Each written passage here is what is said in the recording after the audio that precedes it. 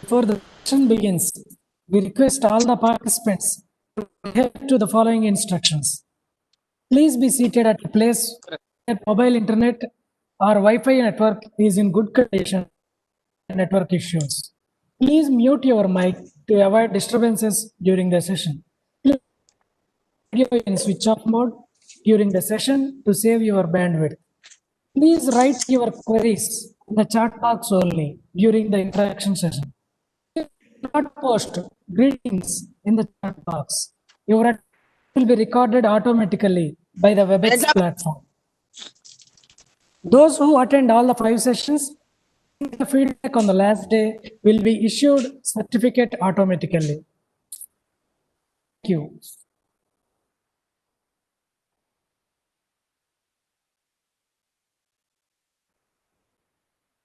We have 3 minutes remaining. We will start the session in 3 minutes.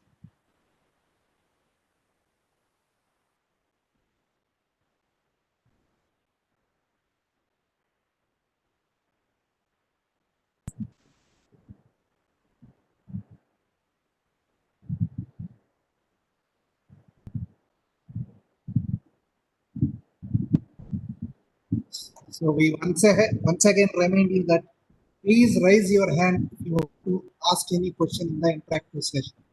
You can see the hand raise option beside your name if you are using mobile, or you can post the question in the chat box. We will convey it to the speaker. If you want the speaker to speak on any topic, you can write the same in the chat box. We'll start in a couple of minutes. Please bear with us. Sir, start చేయండి. Sir already join అయిపోయారు.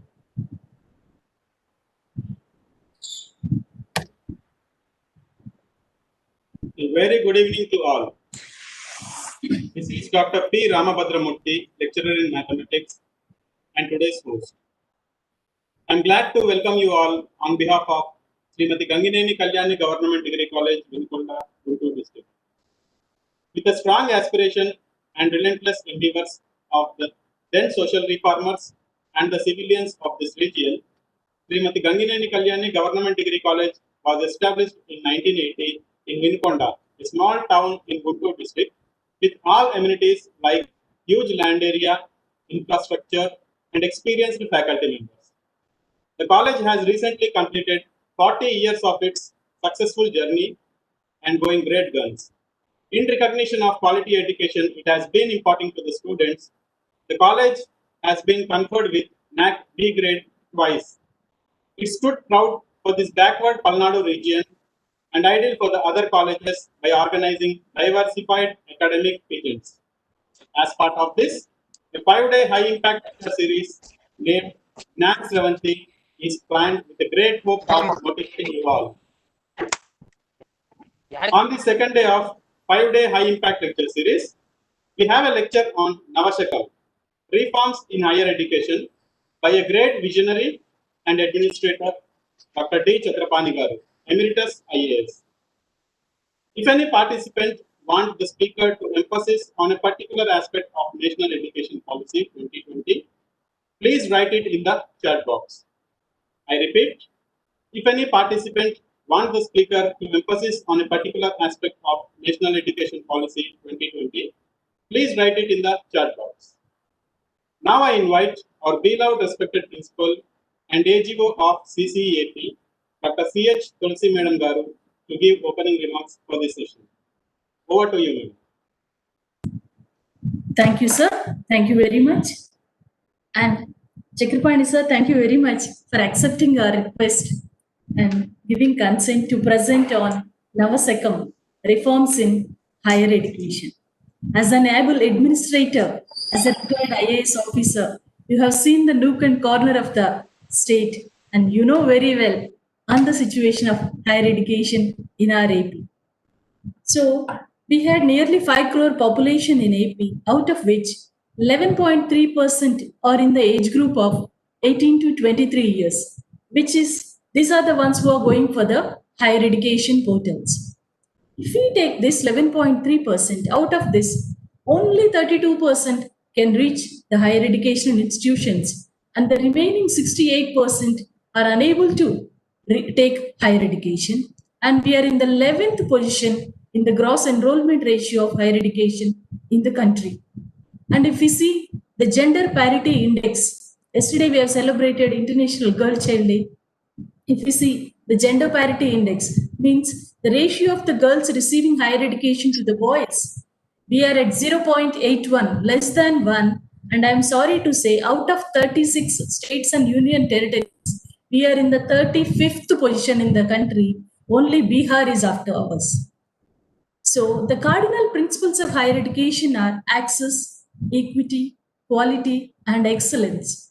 So, in this scenario, how to improve the access of higher education to the students by withholding the quality, by maintaining the quality.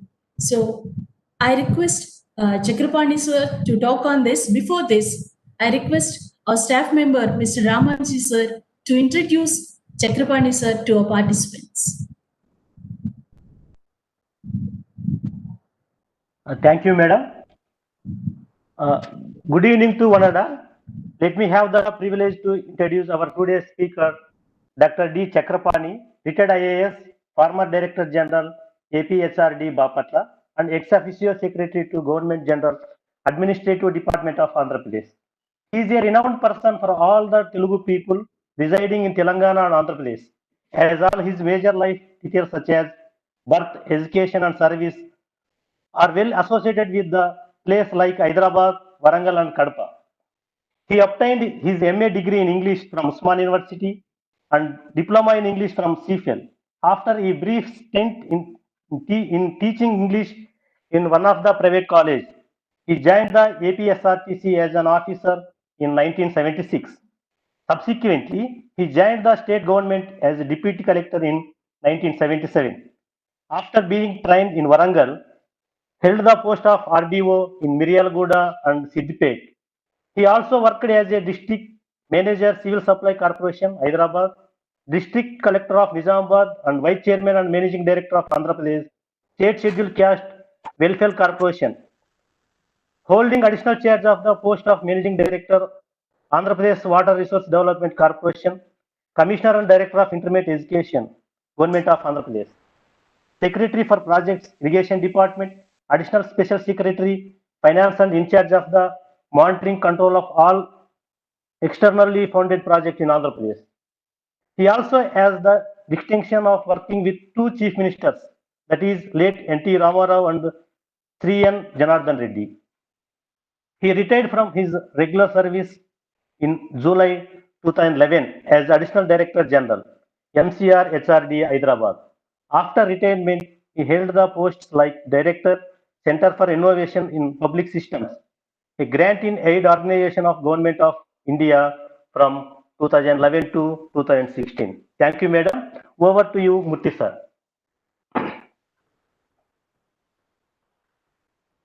Thank you, sir. I want to add one more point to your data, that still he is acquiring updates of all the subjects by interacting with all the Telugu on his own WhatsApp group. Health is well, to quench his knowledge thirst. Now I hand over the session to our speaker, Dr. D Chakrapani sir, to deliver his lecture. Sir. Thank you very much, friends from the college education.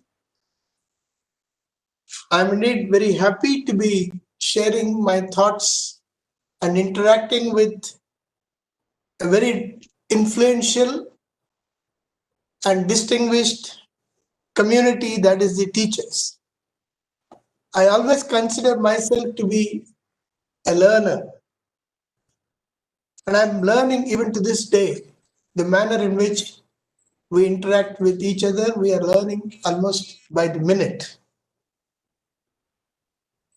I'm also very happy that a degree college at Vinukonda, which is very strongly in the forefront of this kind of an effort of convening programs, so that all of us can share the thoughts on subjects which are topical, which are engaging the attention of not only persons in the academic world, but also citizens all over the country. I have had the opportunity of spending a lot of time in the education sector. And this has been my most meaningful and productive time of my career and even beyond. Even as RDO Miryalguda, I may mention that I have spent considerable hours in classes and classrooms as far back as 1978-80, when education was essentially with the Panchayat Samitis, Dijan Panchayat Samitis. And as collector in Nizamabad, I spent a lot of my time in 9th and 10th classes going around. It's a small district. So I can claim some knowledge of education. It's indeed gratifying to note that the government of India, as also various other state governments, are now focusing on education, which is perhaps the backbone of any country's progress and evolution.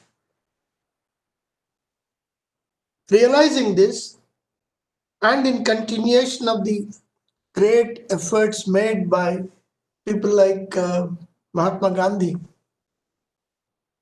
Radhakrishnan, Mr. Kothari, a committee was set up with Dr. Kasturi Rangan, who is a former chairman of ISRO, and who also had very deep knowledge of the various issues relating to the society, particularly as chairman of the Karnataka Knowledge Commission. You know, Dr. Kasturi Rangan headed the Karnataka Knowledge Commission, and he has had a very insightful interaction with various stakeholders before he assumed charge as chairman of the committee, whose recommendations became the basis on which the new education policy of 2020 has been enunciated. It is a very highly resourceful committee. Probably some of you are aware of the fact that the other members are Vasudha Kamath, Vice Chancellor of SNDP University, Mr. K.J. Alphonse, a retired bureaucrat from Kerala who has had the very distinguishing career, and he virtually transformed the Kerala tourism and made it into a God's own country. Then Professor Manjul Bhargav, who is a professor of mathematics from Princeton. I'm mentioning this because it's a very, very knowledgeable committee. Then Mr. Ram Shankar Kuril, Vice Chancellor of Baba Saheb Ambedkar University of Social Sciences, Mall. Mr. T.V. Kattimani, Vice Chancellor presently of Tribal University, was earlier Vice Chancellor of the Tribal University of Amarkantak in Madhya Pradesh. Professor K.M. Tripathi of UP. Professor Madhar Asif, who is a professor of Persian studies from Guwahati. And Sri M.K. Sridhar, presently a CAPE member, and was also associated with the Karnataka Knowledge Commission, and with whom I have had the opportunity of interacting on a number of occasions when I was director of the Center for Innovations in Public Systems. They produced an excellent report, bringing in a lot of orientation to what is called the integrated development of a child. And it will be very, very interesting to note that this integration is sought to be developed right from the age of 3 of a child. You know, one of the significant recommendations of this committee, which now forms part of the education policy, is that the school education will now be for 15 years instead of the 12 that we have had so far. I think this is what is the most significant recommendation.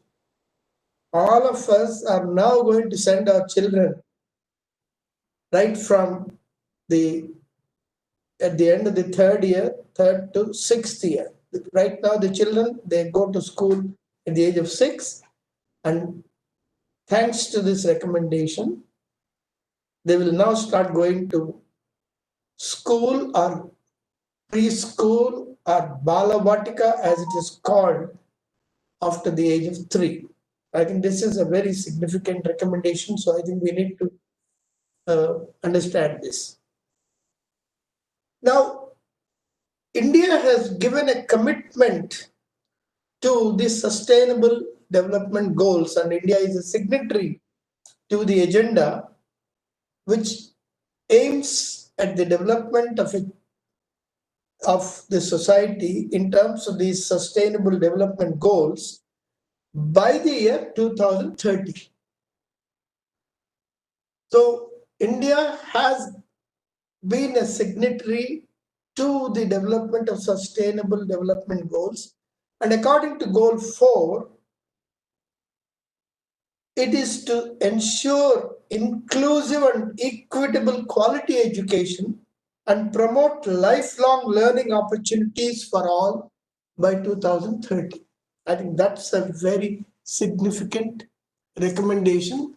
So having signed this CSDG, Sustainable Development Goals, and having been a signatory to Goal 4, I think this is what finds a place in the early part of the report. Now, let us first look at the various evolutionary steps that have preceded this. As you know, Mahatma Gandhi was in the forefront of a lot of development or concepts relating to the education, particularly school education. He set up schools at all the ashrams that he established. The Tolstoy and Phoenix, as also Sabarmati and Vartha. And one of the significant measures that Gandhiji conceived was at every ashram, all the children of the persons who work in the ashram should go to a school which is within the premises of that. And he insisted that every one of them should participate in teaching, in doing all work relating to the ashram, right from the children. So I think this is what gave rise to the Nayi Talim, the education of Nayi Talim, and also what we call basic education. And some of you would recollect that in the 50s and 60s, vocationalization of this school education has been significantly introduced on the basis of this Nayi Talim and also the basic education. Now, after this, a number of committees, of course, the Radhakrishnan committee and then Kothari committee also came in. Now, the unfinished agenda of all these committees, particularly the committee of 1986, as modified in the committee of 1992, which itself finds a place in the new education policy, I think this has been mapped in this report. Now, the major focus in all this is, I'll read out, it is the right of children to free and compulsory education act. It resulted in the right of children for a Free and Compulsory Education Act of 2009, where all children are supposed to get free and compulsory education.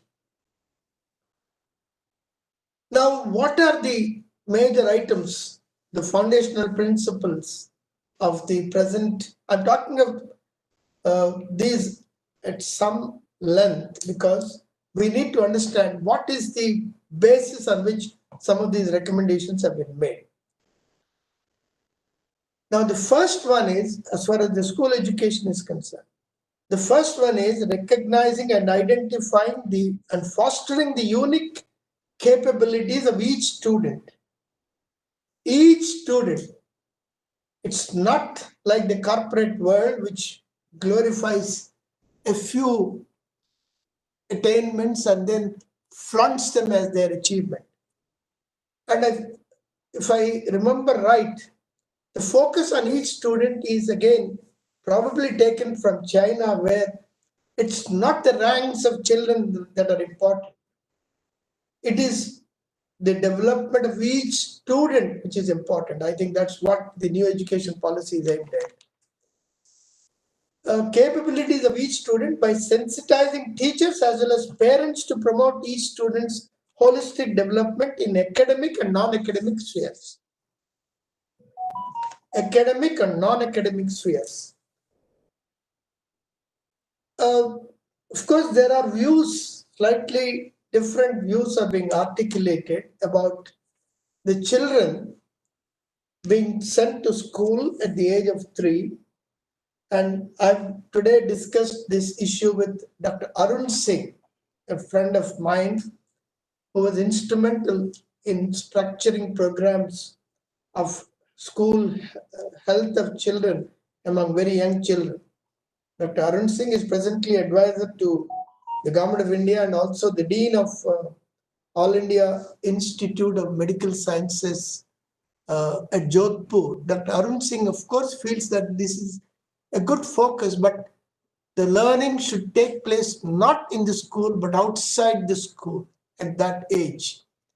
The learning should take place from nature, not in the classroom. It's very clear, but whatever nutritional supplementation, etc., they should be added. But the education policy aims at bringing them all to either through the strengthening of the Anganwadis or having a preschool at the schools or co-locating the Anganwadis in the primary school sections. The second priority of the new education policy as it is enunciated is according the highest priority to achieving foundational literacy and numeracy by all students by the time they are in grade 3. Various committees of Government of India and also the various academic bodies have emphasized that the numeracy and foundational literacy are the weakest among children. And it's unfortunate that India is way behind. The children from this country are way behind in terms of these two basic abilities of children in terms of foundational literacy and numeracy. So these are emphasized, I think, for very valid reasons. Then the third fulcrum of the new education policy is the flexibility which is given to the learners. They are able to choose learning objectives and programs and thereby choose their own paths in life according to their talents and interests. This is sought to be emphasized right from the beginning. And probably as one goes along in the school education, this is sought to be emphasized in much greater measure in the higher classes.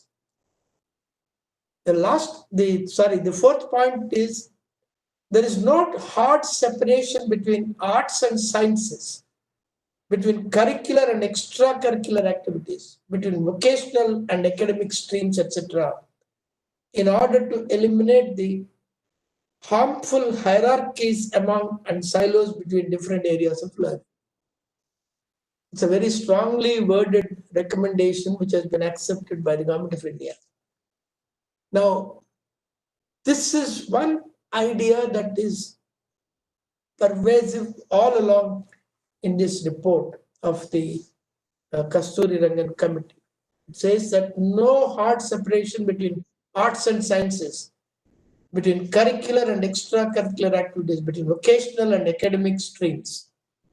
I think this may sound a little strange for those of you who are products of sciences or arts or commerce or engineering or other branches of learning, but I think you must be ready for this kind of an amalgamation of the different subjects.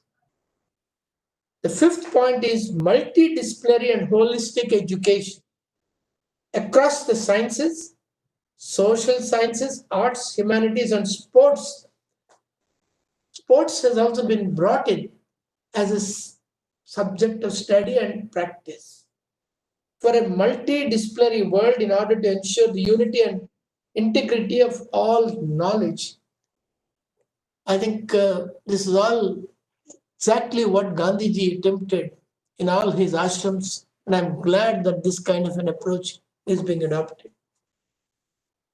Then the next point, which I'm talking of the primary education as enunciated in the report, is an emphasis on conceptual understanding rather than rote learning and learning for exams. Of course, this is there in every report. Then creativity and critical thinking to encourage logical decision making and innovation. This is what it says.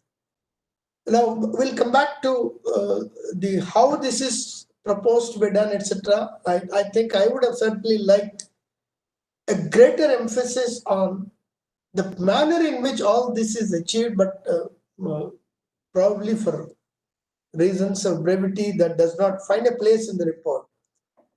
How do you ensure this? I mean, as a laudable, this is a declared objective, but how do you ensure? I think that's the challenge as we go along. Then this is a very important point. Ethics and constitutional values, mark my words, and this is what is from the report.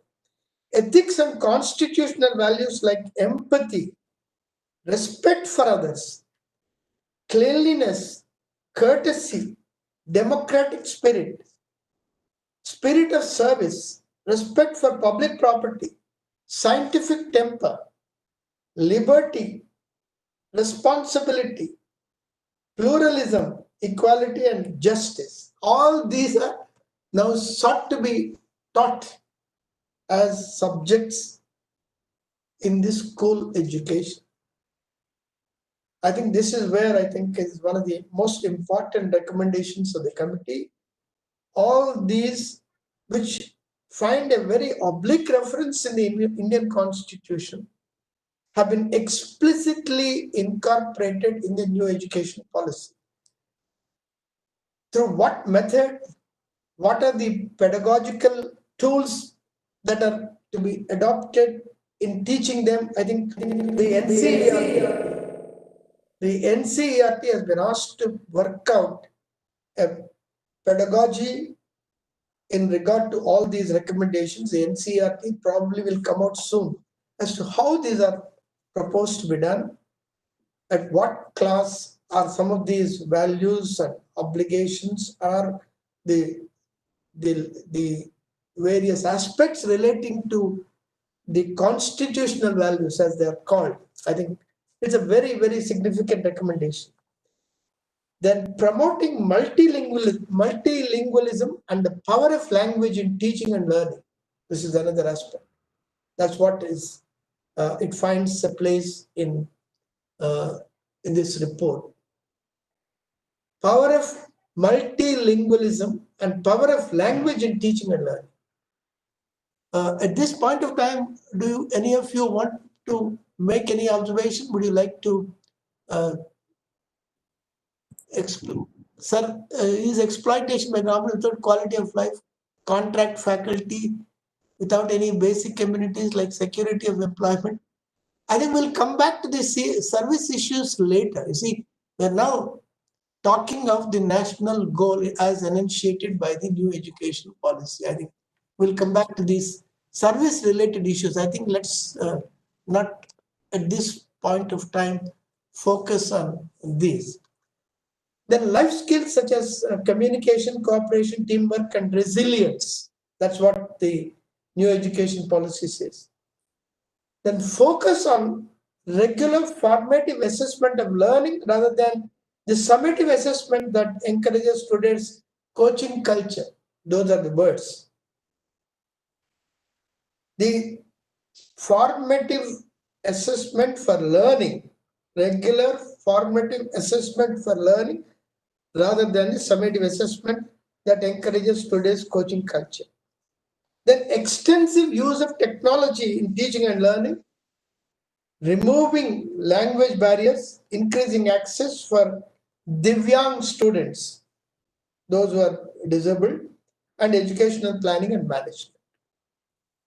Now, already a lot of this is incorporated, I know, in terms of the recent programs of Government of India and also the state governments.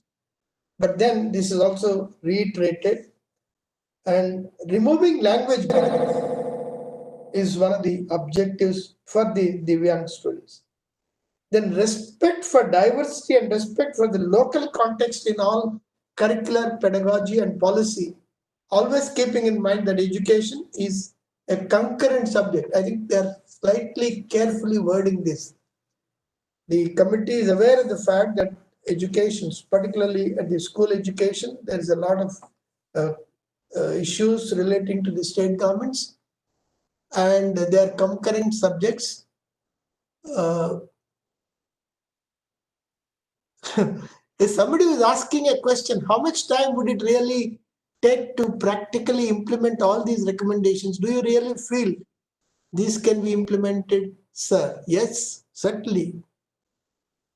Now, all of us start with an assumption that we are here to bring in a certain orientation, a certain learning, etc. So I'm sure all of you teachers are very optimistic. I think skepticism should be kept at the doorstep of the classroom. If we think that we cannot do anything, I don't think we can do anything as far as teaching is concerned. All institutions are built around the basic belief that teachers and these institutions will be able to play a role. Well, there will be challenges. The society has to face challenges as we evolve over a period of time. That does not mean that we should not have any objectives. In fact, the education policy clearly enunciates certain timelines. By 2030, what is to be done? By 2040, what is to be done? And how do we handle these issues over a period of time? I'm sure we will be able to achieve them provided we all are wholeheartedly in this process of bringing about the change. Then full equity and inclusion as the cornerstone of all educational decisions to ensure that all students are able to thrive in the education system. Now, as I said, it's a corporate world today, and in the corporate world, there is tremendous inequalities, and these inequalities are sought to be bridged. These inequalities are sought to be removed through a process, through values, through a curriculum, and through a significant training component of the teachers. I'm sure it's possible. Then teachers and faculty as the heart of learning process. Their recruitment, continuous professional development, positive working environment, and service conditions are to be improved. Yes, this is where I think it clearly says a light but tight regulatory. I think at this stage, I think a certain amount of focus on words is there. A light but tight regulatory framework to ensure integrity, transparency, and resource efficiency of the educational system. The outstanding research as a core requisite for outstanding education and development. That's also possible. It has been mentioned. Continuous review of progress based on sustained research and regular assessment by educational experts. This is already taking place, but the effort in here would be to perhaps to strengthen the diets and also the state educational research and training institutions. I'm aware of the fact that the diets are not in good shape. All over the country, that's true. And the diet structure, the infrastructure, which is built over a period of time, needs to be refurbished. And the SCERTs have to be strengthened by posting people who have a flair for knowledge, research, study, and training. So I think there is a point there that the SCERTs and diets are to be improved. Then a rootedness and pride in India and its rich, diverse, ancient, and modern culture and knowledge systems and traditions. This is very important. You should be rooted in this country. That's what the education policy says. And in its traditions, Government of India have already started a program called Ek Bharat, Shresth Bharat. And through this program, the servants, the public servants, not all India service officers, the public servants in different states are to spend considerable time. Each state is paired with another state. For instance, Andhra Pradesh last year was paired with Punjab, and which means that about 30 to 40 officers from Andhra Pradesh, they go to Punjab, spend about a week or 10 days going around the places in Punjab, and then the same group from Punjab, they come to Andhra Pradesh and spend another week. So in this process of twinning different states by a seamless contact at the public servants level, at the second level of leadership, this Ek Bharat, Shresth Bharat concept is being brought in. Now the same is sought to be integrated into education. It's already there in terms of the Navodaya schools at a particular level, but I think it's now proposed to be seamlessly integrated into many more institutions. Then a substantial investment in a strong, vibrant public education system, as well as the encouragement and facilitation of true philanthropic, private and community participation. Now, it's a continuous process. This is being done. The Education Commission, the commission of Mr. Kasturi Rangan clearly says that 85% of the child's brain development, it occurs by the time the boy or girl is 6 years. Mark my words, 85% of the brain's development is complete by the time a boy or girl is 6 years. So I think this is what is now sought to be emphasized. That's why there is a great urge and the need to bring in boys and girls very early into the system. There has been these Anganwadis, but I think the Anganwadis, the learning probably is not happening as it should be happening. The nutrition and the health are perhaps taken care of, but the Anganwadis, the learning part of it, whether it is playful or joyful or participatory learning, all those I think are sought to be brought into the primary school education. As I said earlier, the school education is now being increased to about 15 years. Now we have 6 to 16, 10 years of school education, and plus 2, 16 to 18, 2 years. That's 12 years. 10 plus 2, 12. In the proposed scheme, there are 3 years, Anganwadi, preschool, etc., from age 3 to age 6.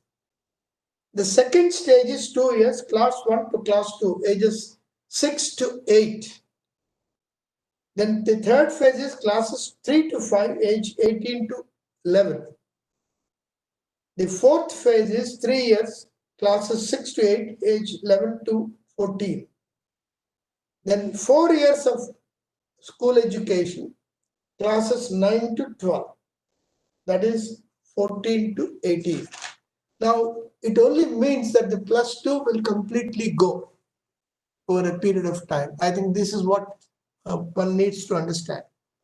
Then there is again that emphasis on foundational literacy. Now, the commission and the report says that a large proportion of students in our country, school students, that is about 5 crores students, through various analysis and reports, it is noticed that they have not attained foundational literacy and numeracy. That is the ability to read and comprehend text and the ability to carry out basic addition and subtraction in Indian numerals. See, this is the point. They found that about 5 crore students by the time they are in the 3rd class, they are not able to do this. So the universal foundational literacy and numeracy in primary schools is going to be a very, very important objective to be achieved by the year 2025. Just about 5 years, I think we have. Then there is a concept called the peer tutoring. Every literate member of the community is sought to be involved in this process of teaching, in addition to the teachers and the Anganwadi teachers. And some of the students in the higher classes are also proposed to be integrated. In fact, I have seen during my interaction and tours of various places, particularly at a place called Torur of Warangal district, the Vande Mataram Foundation was doing this. The Vande Mataram Foundation has been bringing students of 10th class for a 3 or 4 month period and make them stay at a place and give them a very intensive coaching. And these students, in turn, teach the students of 5th, 6th, and 7th classes, which is, I think, a very significant development. So the concept of peer tutoring is now sought to be integrated into this. Now, the National Sample Survey of Education, which is in 2017, they carried out a survey, and it says that between the age group of 6 to 17, as many as 3.22 crores are in the entire country are out of schools. 3.2 crore children, even in the year 2017, it may have slightly improved, but I think the intention is that all the preschool children are brought into the education stream by about 2030. I think that's the goal, and probably all these efforts are aimed in that direction. Now, coming to the university education, let's take a look at what the commission has to say. Now, the principle of university entrance exam will be similar, that there is going to be a common entrance examination for all entrants. The National Testing Agency will work to offer high quality teachers, and also they ensure that the assessment takes place. The most significant recommendation again is a quality-based 4-year integrated B.Ed program is being introduced. A 4-year B.Ed program with components of both pedagogy of subjects and also these relevant subjects. Then moving towards a higher education system, this 4-year period This 4-year B.Ed is going to be a very, very significant development because it mixes the components of teaching pedagogy with the subjects, which means somebody wants to become a teacher, he would take the subject, science or arts or whatever, and also the pedagogy relating to teaching, and he will be required to, he or she would be required to undergo this kind of teaching instruction for about 4 years. Then again, multidisciplinary undergraduate education. Now, there will be a lot of restructuring of courses. Almost every institution would be required to take up this multidisciplinary courses. They're already there in some measure, but they would be very strongly integrated. Then another aspect of this is moving towards faculty and institutional autonomy. Every institution would be considered autonomous. Every institution would be free to undertake its own faculty improvement program. And take it from me, one of the major recommendations of the new education policy is that each district would have a very important university, either in the district or nearby. That's what the report says, where there will be a minimum of about 3,000 students. Each district would have a university or an autonomous college with about 3,000 students. I think this is the goal, and I think they've proposed to achieve this in about 10 years from now. Now, the reaffirming the integrity of faculty and institutional leadership positions through merit appointments, it's already been done. There is a National Research Foundation which is proposed to be set up. A National Research Foundation to fund outstanding peer-reviewed research. Outstanding peer-reviewed research is going to be set up at the national level.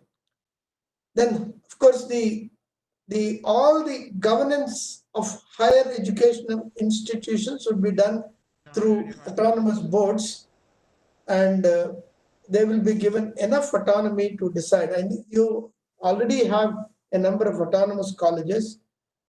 Of course, there is also an emphasis on increased access, equity, and inclusion through a range of measures, including greater opportunities for outstanding public education scholarships by private philanthropic universities. Some measure it's been done, but it's now start to be emphasized.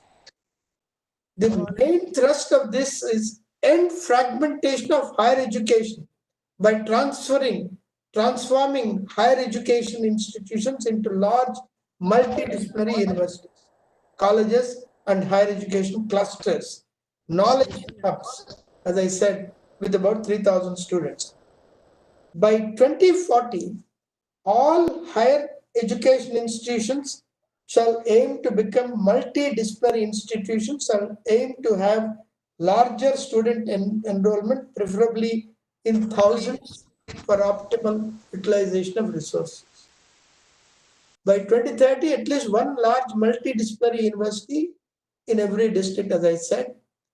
The aim is to increase. Right now, the gross enrollment in higher education is around 26.3%. That was the figure of 2018. It's proposed to be increased to 50%. The enrollment into university education is proposed to be increased to about 50% by 2035. And institutions will have the option to run open distance learning. It's already been done by the universities. It will be now permitted to all higher educational institutions, including perhaps the autonomous colleges. Then the concept of affiliation will be phased out. There will be no more affiliation by the universities over a period of 15 years. Of course, this phasing out will take place in the next 15 years, which means that the universities will not have the luxury of affiliation, giving affiliation to a college collecting money and doing nothing. I noticed that no university has done any academic audit insofar as the affiliated colleges are concerned, and I think it's a very it's a most appropriate step that this concept of affiliation is being removed, and this will be replaced by a graded autonomy, and it will give rise to its own evolution and development. Then the holistic and multidisciplinary education, the flexible and innovative curricula of all higher education institutions shall include credit-based courses and projects in the areas of community engagement and service, environmental education, and value-based education. Today, there are no credits given to any of them. I think government for AP has already started probably about 2 years back. Now that's being developed as a national kind of a policy. Every student will have to obtain some credits for the service, etc. The other development, significant development, is the undergraduate degree program shall be either a 3-year or a 4-year program. It can be a 3-year or a 4-year program with multiple exit options. Today, there are no exit options. They would have multiple exit options within this period. If a person wants to leave at the end of the first year, he'll get a certificate.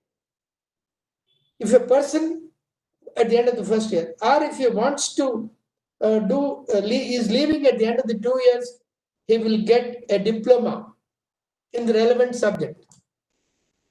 If he completes a 3-year program, he'll get a bachelor's degree. The 4-year multidisciplinary bachelor's program shall be preferred the option since it allows the opportunity to experience full range of holistic and multidisciplinary education in addition to a focus on the chosen majors and minors as per the choices of the students. As I said, the service orientation, community participation, all of that would form part of the 4-year bachelor's program, and it's according to the choice of the student. The universities, the higher educational institutions will have the flexibility to offer different designs of master's program, and they include a 2-year master's program with the second year devoted to research for those who have completed the 3-year bachelor's program. 2, for students completing a 4-year bachelor's program with research, there could be a 1-year master's program. That means there are different options available as against a single option. And C, there may be an integrated 5-year bachelor's / master's program, and a PhD shall require either a master's degree or a 4-year bachelor's degree with research. The MPhil program is sought to be removed. MPhil will no longer be there. As I said, the master public universities will be established on par with IITs and IIMs, and they are called MERUs, Multidisciplinary Education and Research Universities. And they will be set up and will aim to attain the highest global standards in education. Then I said the 3-year, the 4-year integrated B.Ed program I've already mentioned. And this 4-year B.Ed program will have a dual major, bachelor's degree in education as well as a specialized subject such as language, history, music, mathematics, computer science, chemistry, economics, art, physical education, etc. The teacher education will include grounding in sociology, history, science, psychology, early childhood care and education, foundational literacy and numeracy, knowledge of India and its values, etc. The other significant policy formulation is the higher education institution offering the 4-year integrated B.Ed will also run a 2-year B.Ed for students who have already received a bachelor degree. Kindly follow that in a specified subject. A 1-year B.Ed may also be offered for candidates who have received a 4-year undergraduate degree in a specialized subject. Then there will be a national mission for monitoring which will be set up. There will be, as far as the vocational educational objective is concerned, what is proposed in the new education policy is that by the year 2025, at least 50% of learners through the school and higher education system shall have vocational education for which a clear master plan will be developed. This will be in alignment with the sustainable development goals, which means about 50% of the students who are coming out of schools and colleges and also universities will have a vocational subject which is part of their curriculum. So this in brief is are the major recommendations of the new education policy. I have some reservations insofar as the process of consultation and the methodology which is enumerated in this NEP concern. The first is almost all committees over a period of time have certainly declared very laudable goals. But the challenge is, how do you actualize them? How do we actualize them in terms of a process? Where do you break the silos? Do you allow the state governments to break the silos? If so, will the state governments have the time and the energy to spend a lot of effort in breaking the silos? Probably it would have been good if the National Commission on Education has also formulated a clear methodology or a process by means of which this is done. The second point I thought I would share with you is I have not found a significant effort at integrating the national institutions of excellence or the CSIR bodies or the DRDO institutions with the academic bodies. The major challenge today is in integrating the scientific effort of these institutions with the academic efforts being made in the universities, and also to find a way of implementing them through the various programs of the state government. I was expecting that they would lay down a clear convergence path between these, the academic bodies, the scientific institutions, and the government departments in this. And unfortunately, this is not in evidence. The other point is, when you have a certain goal, I would have also expected the National Commission, which went into this, to look at the evolution of some of the laudable efforts made by institutions of excellence in countries like China, Korea, etc., where certain of these objectives have been achieved, or even for that matter in the Western world. But I'm mentioning some of the Eastern countries because these are in our vicinity, and some of them have been able to attain levels of excellence and performance which are recognized all over the world. The other thing is, there is no integration whatsoever between the efforts of technology institutions and other professional institutions. For instance, I would have expected the National Commission to look at the paramedical education and see how much of that needs to be integrated into technology, or how much of a technology institution. For instance, some of you may know that the IITs of Kharagpur and Delhi have already started medical schools. Now, which means that there is a recognition of the role of technology in some of the professional aspects. This probably is lacking.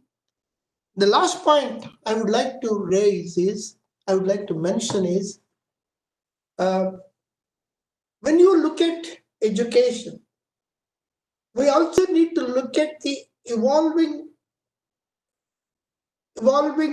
dynamics in terms of economic development, in terms of infrastructure development, in terms of IT development, etc. So I do not find any evidence of this commission going into some detail after a due process of consultation. For instance, we are now emphasizing on a lot of manufacturing within the country. What steps are being taken? What are the avenues available for this kind of a manufacture? How do we integrate it into our education policy? How do we integrate, let's say now, in the next 10 or 15 years, if the policy of the government is to reach out to every village, every household in terms of a very high-speed broadband, how do we integrate the content learning? How do we integrate the entertainment part of it? How do we integrate the medical part of it? How do we integrate the public health part of it into the whole process of education? I think only a national body like the Kasturi Rangan Committee could have done it, but unfortunately, I do not have any evidence. I am left with the feeling that towards the end of the report, I think it's not as tightly written as probably it was written in the initial part of that. Now, this is also because there has to be a very extensive, they certainly have invited suggestions, they have invited the views of different persons, but that is just by the general notice. What could have been done is to integrate, to strongly consult all the institutions which are doing a lot of practical work, doing a lot of research, doing a lot of economic planning, like the national bodies, the Niti Aayog, the CSIR institutions, the DRDO institutions, and also looked at the vision of the planners in terms of what is it that we do in the next 20, 30 years in terms of an infrastructure, and then bring in the convergence that is needed among different academic institutions. I am not very sure that if you leave that convergence efforts and breaking of silos to various organizations at the state level, it will be achieved. Unfortunately, there are a number of national organizations which are doing excellent work. There has not been a very proper integration of the efforts of research and scientific investigation being carried out there, and the academic bodies which are rooted in the states. This kind of an integration could have been suggested by the National Commission, and it would have certainly made a huge difference if only the systematic integration of the scientific bodies, social science research institutions, and the academic bodies is integrated. Unfortunately, I have to say this, that the research in the universities today is at a very, very low ebb. There is hardly any meaningful research that's going on in the universities. I'm unfortunate that it is, I have to say this, the level of research is abysmally low. The number of PhDs, the number of degrees awarded by the university have no relationship whatsoever to the quality of effort. That's how the patents that we are obtaining from the universities is almost zero. The patents are all being cornered and being obtained by scientific bodies. Unfortunately, there has not been any integration of these scientific bodies or the social science research institutions with the academic community, particularly at the university level. So these are the observations that I have, and if I have any questions from any of you, you're most welcome.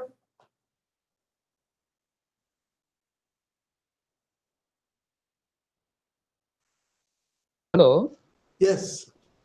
sir. Can I'm you Dr. introduce Naziruddin, yourself? sir. Yeah, Sir, I'm Dr. Naziruddin speaking from Osmania College, Kurnool, sir. right. Sir, you have rightly said that while you are mentioning that DRDO, that is not linked to the academic institutions. Is it right, sir? Yes. Yes, sir. My point here is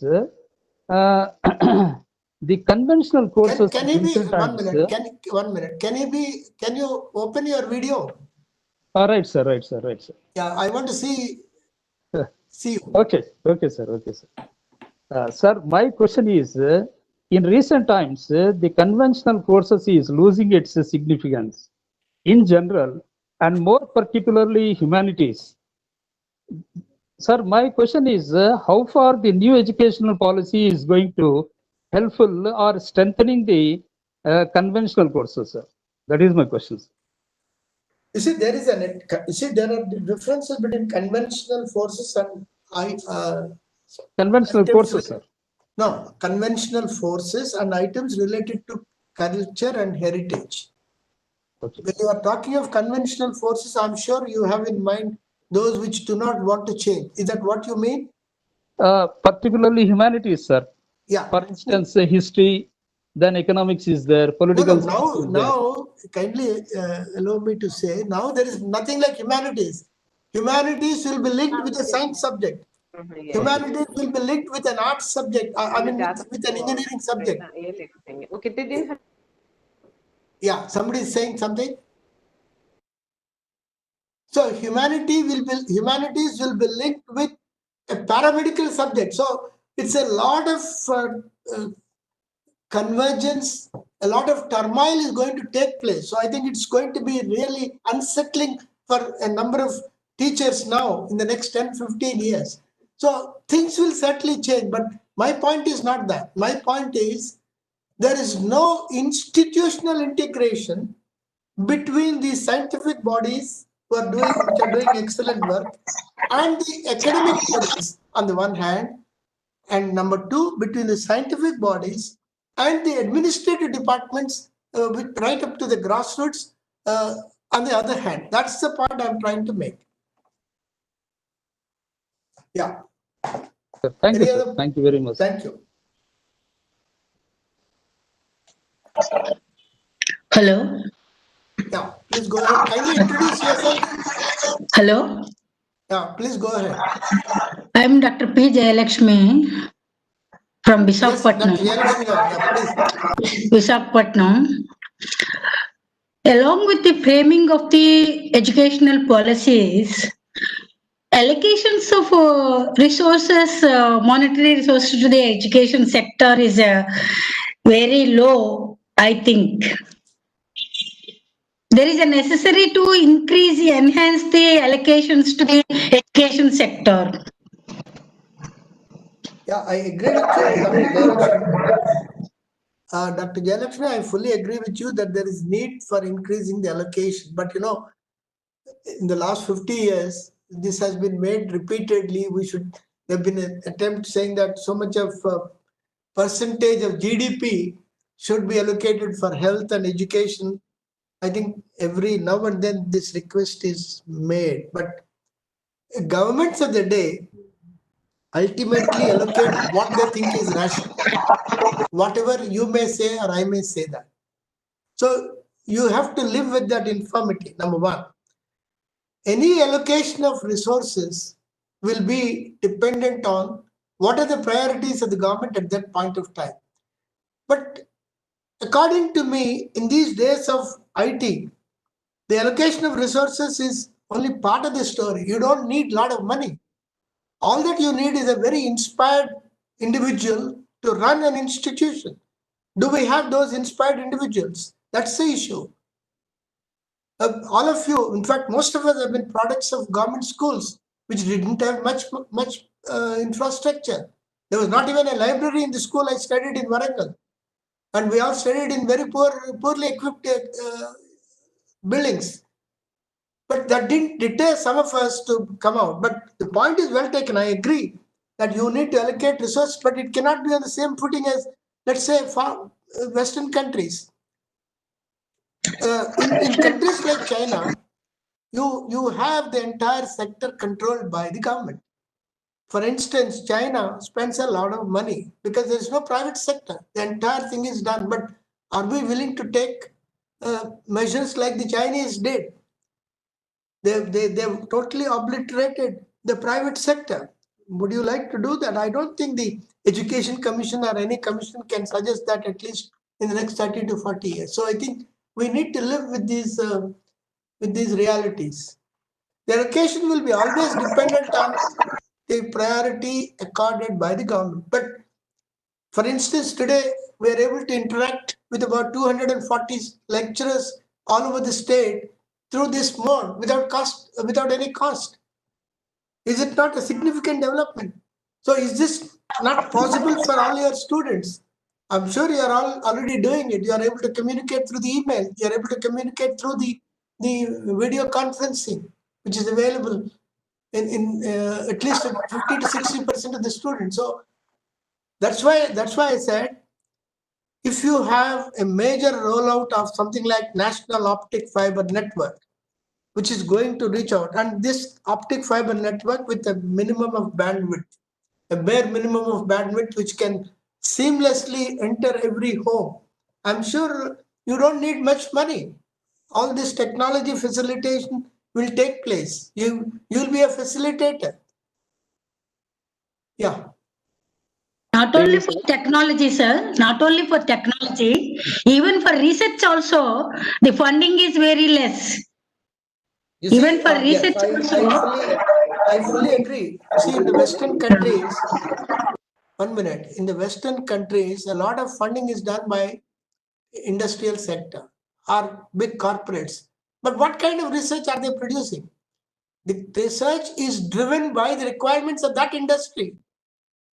The research is driven by the requirement of that pharmaceutical industry or that particular sector. So do you want a situation where something like a big industrial group funds you a lot of money and want you to do a research which is guided? Do you want to do that kind of research? So it's not possible. So I fully agree that there is need for spending more and more money. I think particularly you are at Vizag, I think you should be able to mop up money from some of the central public sector undertakings for your research efforts. It cannot always be from the government. So try to think of that. I know of a number of industrial houses which give money, which want them to do research in a guided fashion. Do you want that kind of research? I don't think so. So, for instance, let me tell you the example of an outstanding individual by name Dr. Junaid Rahman. Dr. Junaid Rahman was a superintendent of Ernakulam Hospital. This Ernakulam Hospital was the first hospital in the country to have obtained NABH accreditation. NABH accreditation. How did Junaid Rahman get this? Junaid Rahman got this by mobilizing money. He took resources from the Cochin shipyard. He took resources from other organizations. He took money from the MP Lads funds and made this Ernakulam Hospital into a perfect institution. And that is the hospital which is retaining the NABH accreditation for the last 10 years. So I think these efforts will have also to be made. I'm sure you at Vizag will have enough opportunities in terms of the central public sector organizations. You should be able to look at the society to mobilize your resources. I'm sure it's possible. If not now, maybe in the next 5 to 10 years. Yeah. Sir, good evening, sir. Good evening, Good sir. evening.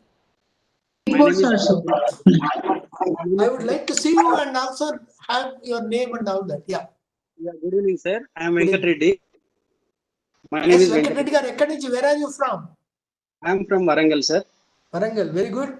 I studied Warangal before you were born. And I Maybe, had my sir. training also at Warangal. Right, please go ahead.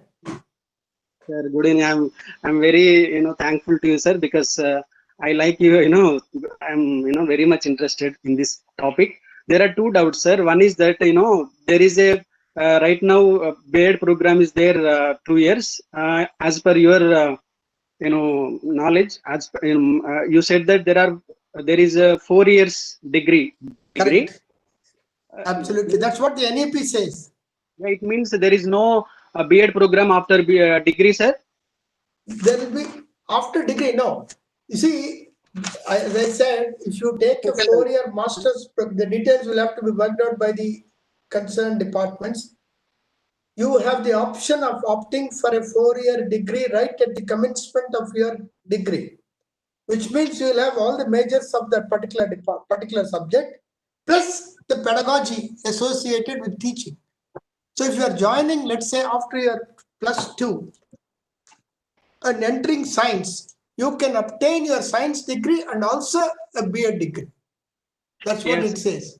And sir, myself, sir, I completed my B.Ed, 2 years B.Ed from RI Mysore, sir. Right. It was actually a conversion program, but that kind of 2 years degree course is useful, sir. Right now it is going on in many universities, but that can be continued, sir, according to my opinion. Yeah, it is proposed with what the education policy says is a higher education institution offering the 4-year integrated B.Ed may also run a 2-year B.Ed for students who have already received a bachelor's degree. That's what it says. In a specified subject, which means it will run. Okay, last doubt, sir. Right. Is MPhil program is going to, that means completely they are going to take away? Is it true, sir? It's removed, simple.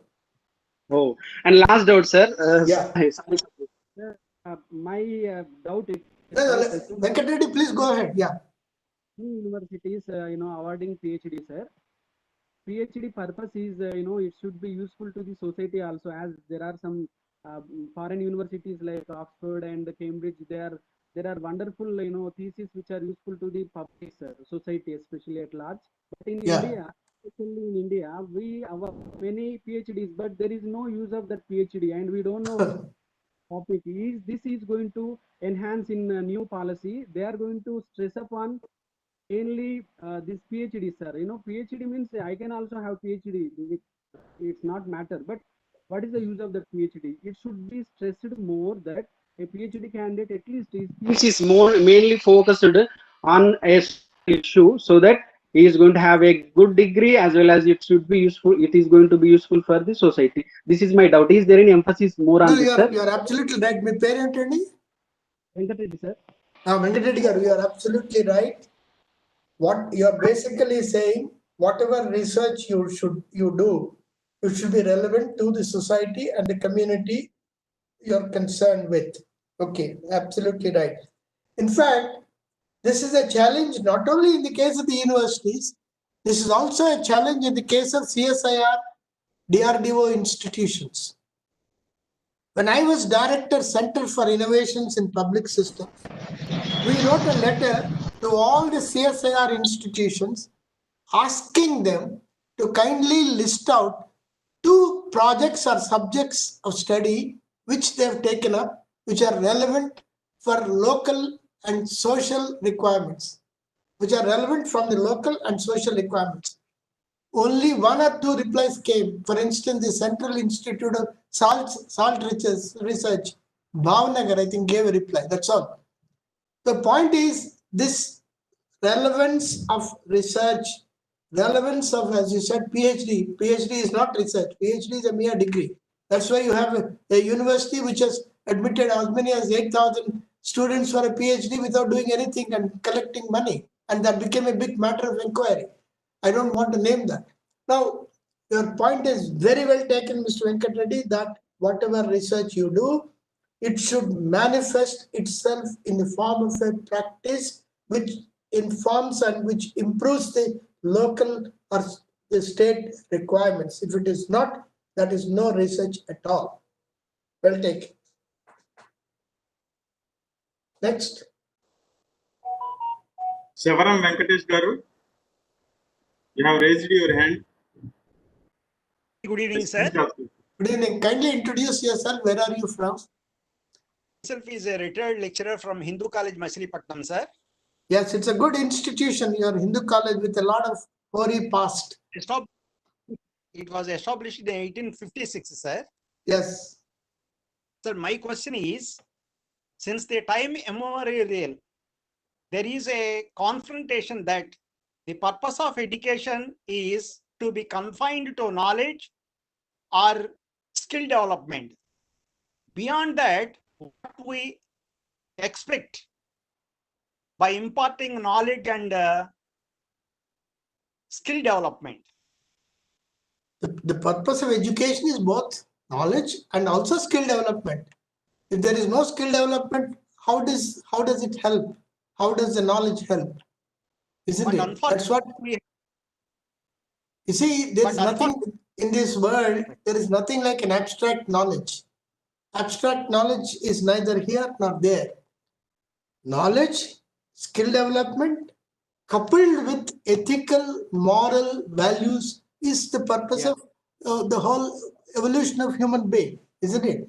That's why I'm glad that the document lays emphasis on the constitutional values, the societal values, what you speak of in the civics, the society or the representative or the rights and duties of citizens, courtesy, concern for the poor, all these constitutional values are also sought to be integrated as subjects in the new educational policy. I think it's a very desirable development. That's why those who obtain credits in social service, community development, and projects relating to the society, they will obtain good credits for their performance. That's where I think the 4-year bachelor's program is going to do a lot of good.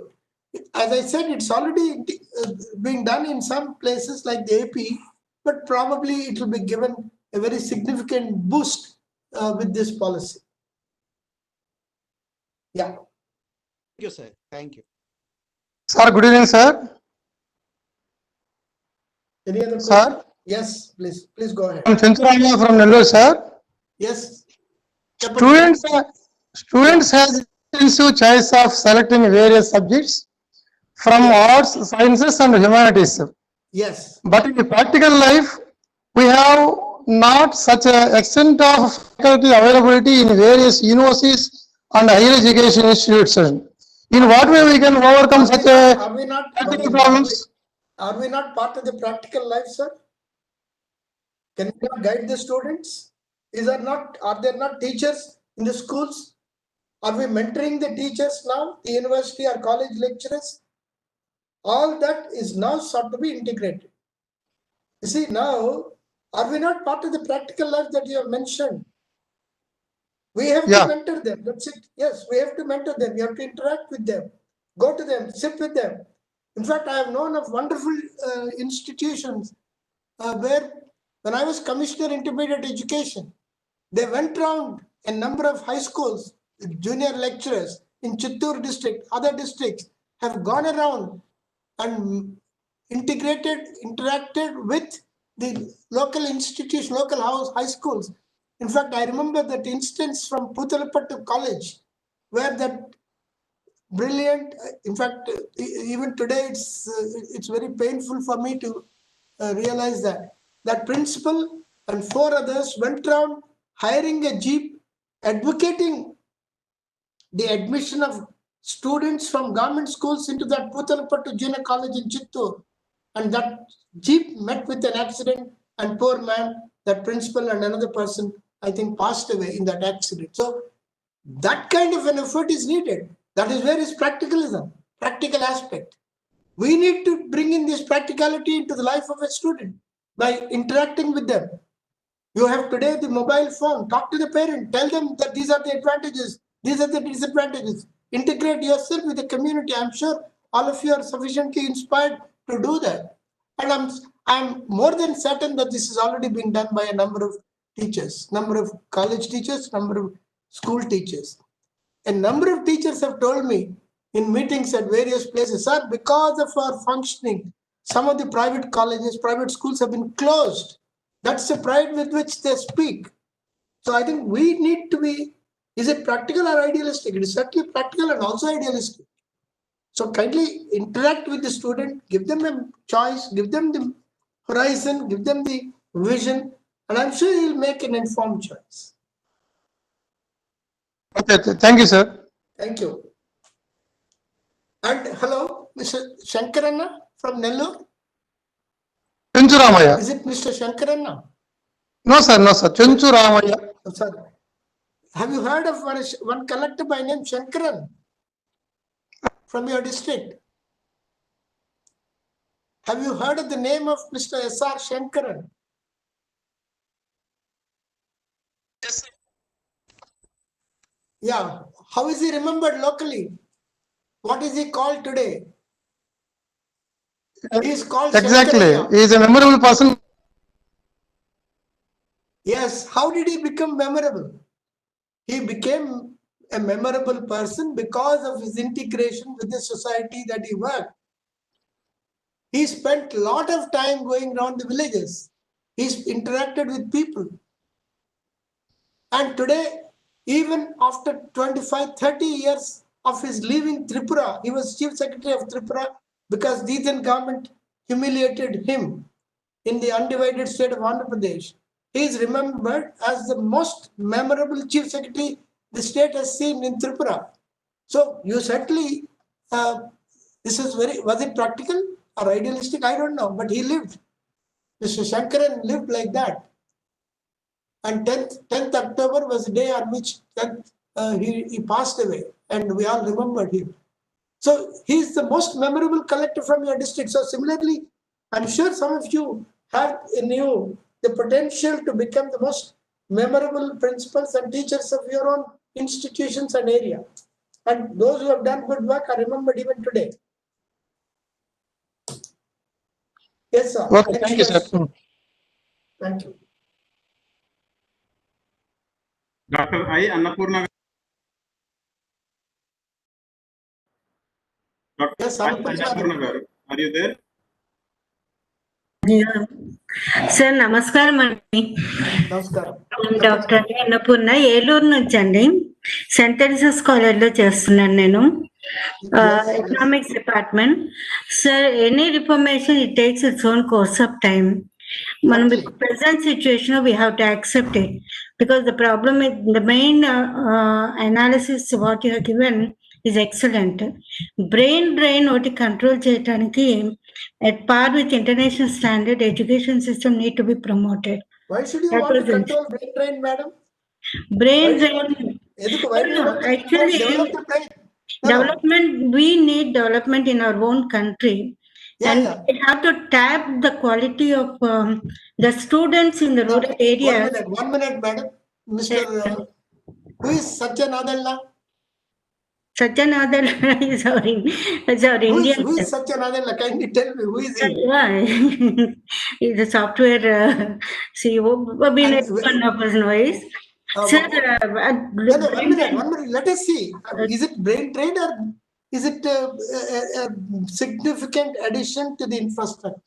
Yeah, significant addition to the prospects. There is no doubt in it. Yeah, he brought. What did he say? His father. Who is his father? His father is also a civil servant, and what's he's his also name? an IAS officer. Correct. Wonderful. I remember. I'm glad you remember. Sir, the 70s and 60s and 80s. Sir, we had the excellent IAS officers because I come from the administration background. My father was also a retired officer from education department. Many of them like Ramchandran. We'll be very happy to hear. IAS Raju garu, Indukur Satyanarayan Raju garu.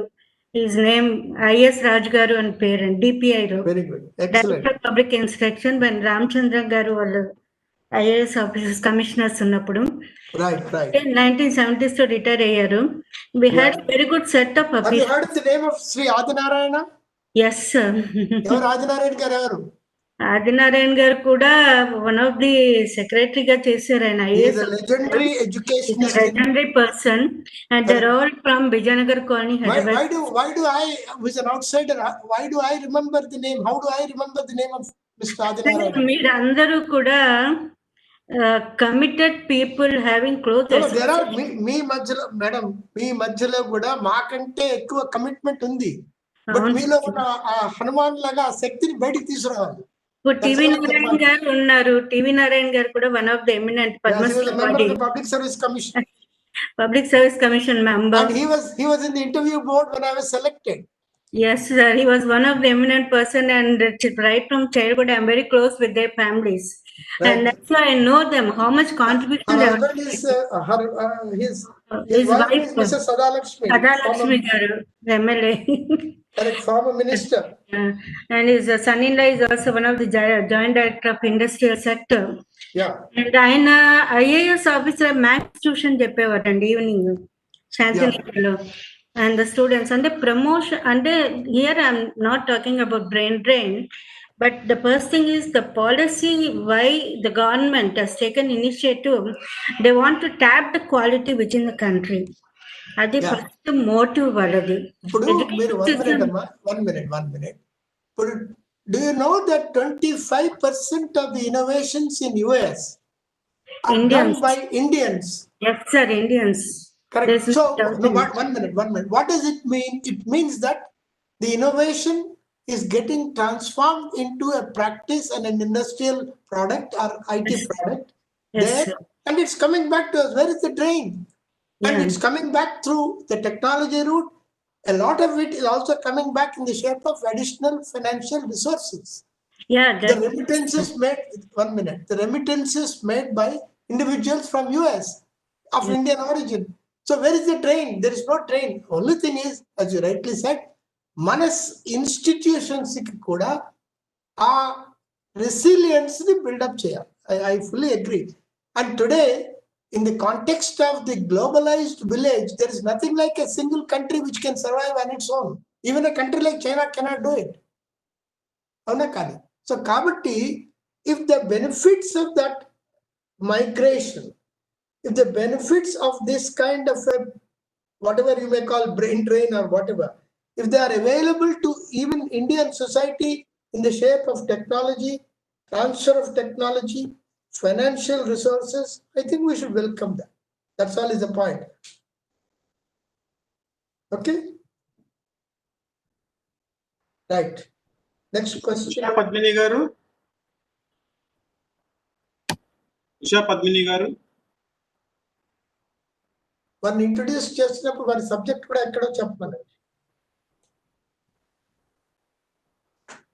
Dr. Yendar Dasari garu, you wrote a question in chat box. Hello. Kindly unmute him. Yes, they can unmute themselves. Okay.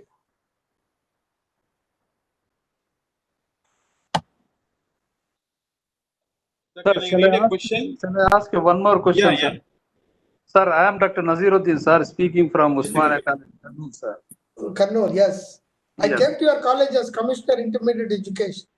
Yes, sir. Thank you, sir. Thank you very much, sir. It is one of the oldest college, sir. Yeah. It has produced a number of bright students. 47, sir. Yeah. Kindly go ahead. Yeah. Sir, we have premier institutions like IIMs, IITs, and Indian Institute of Sciences. Even then, we are not competing with the world. Even then, we are not competing with the foreign universities, sir. That is my question. You're absolutely right in terms of your objective, saying that yes, we should compete. But well, you know, these institutions have produced outstanding individuals. Some of them have gone abroad, some of them have stayed on. Now, it is not very easy to have institutions like the IIMs, IITs, and also, as you said, Indian Institute of Sciences, Bangalore, etc., unless you have what is called an autonomy for that institution. As long as people like Professor C.V. Raman or others were there, they ensured that these institutions grow into autonomous institutions of eminence. There are outstanding vice chancellors like, let's say, C.R. Reddy or Srinivas Iyengar, who have been able to protect the autonomy of institutions and bring in, what's more important is, bring in talent, commitment, and knowledge and research from outside the state if needed. I remember Mr. Uh, uh, Justice Reddy, who was Vice Chancellor, Pengali Jaganmohan Reddy, who was after being Supreme Court judge, he was the Vice Chancellor of Usmania University. He brought a lot of talent from outside the state. He brought heads of the departments from other states. He brought English professors. He brought economics professors. He brought other professors of commerce.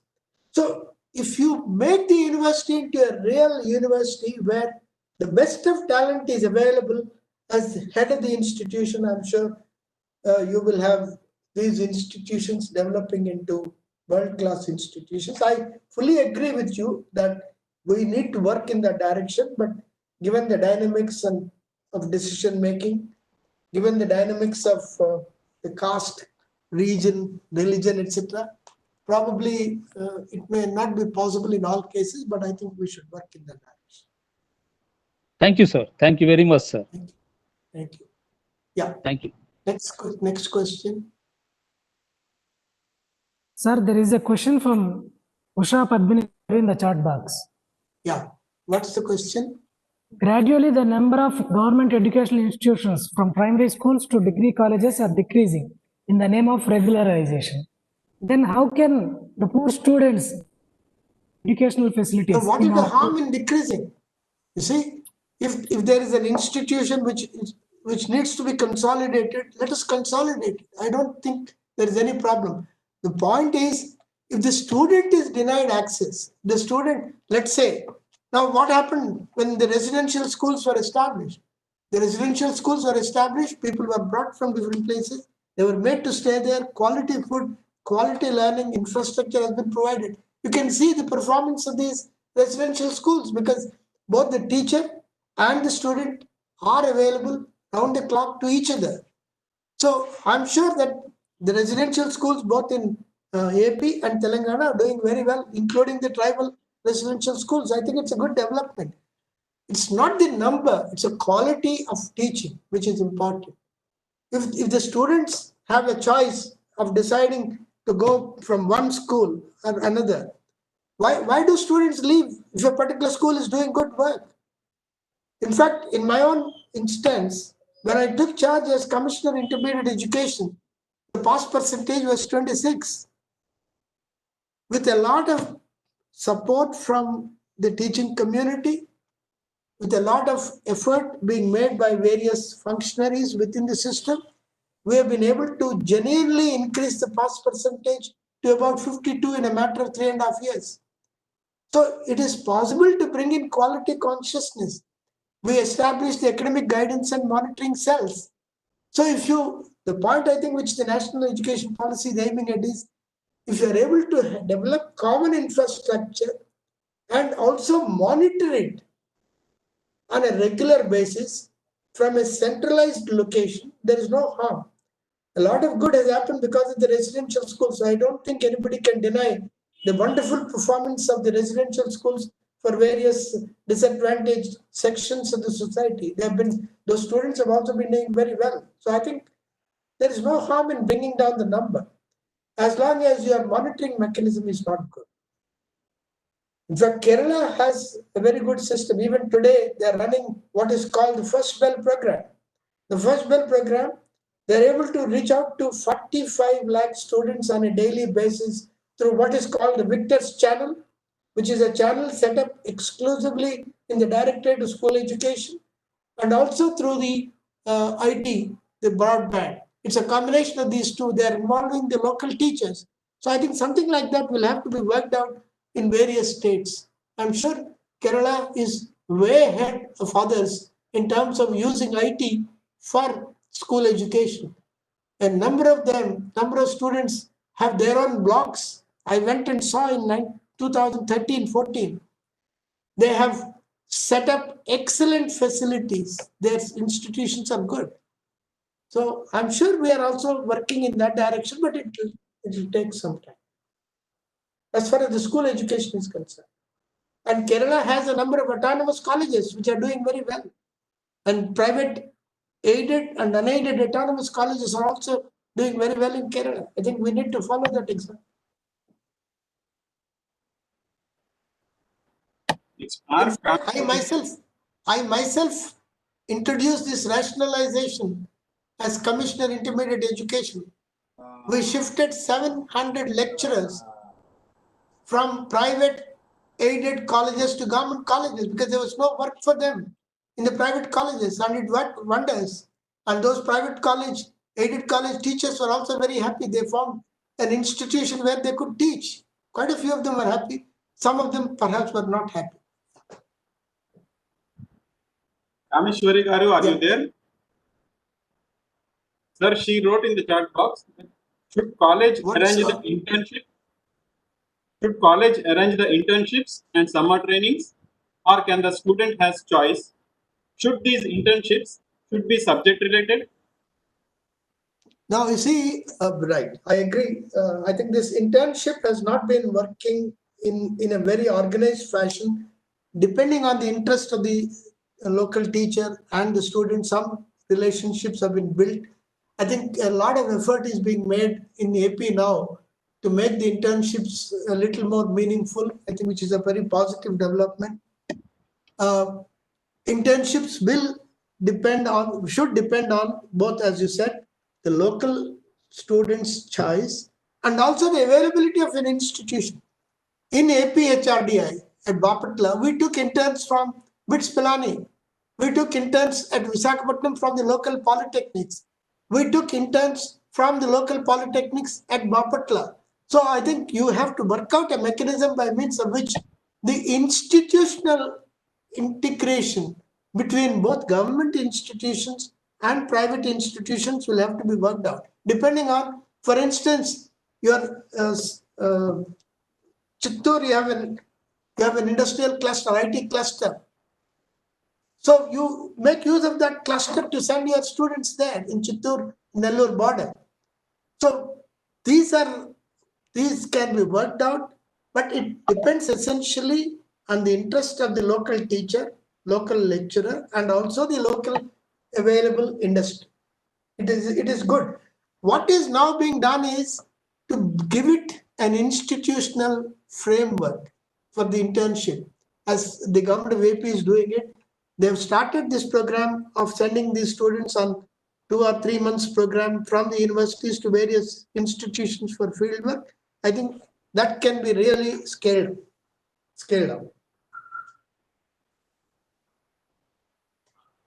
So Shankara Polaya Garu, you have raised your hand. Shankara Polaya Garu. Sir, namaste.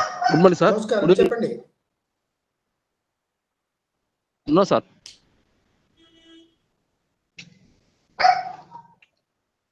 Please go on, sir. No, he doesn't want to say anything. That's what he said. But Okay. I have no problem even if he sings a song. That's what overall development is. Sri Yeah. Harshita Garu. Hello, sir. Hello. Please go on, madam. Sir, actually, I'm not a teacher. I'm the daughter of a lecturer, and I've been extremely interested in this topic. Therefore, I decided to join in with Wonderful. her. What are you studying, Harshita? I have graduated from BITS Pilani, and I'm preparing for UPSC CSE, sir. Yeah, good. All the best. I'm sure you'll do very well. Thank you, sir. There is an yeah, please go on. Ask the question.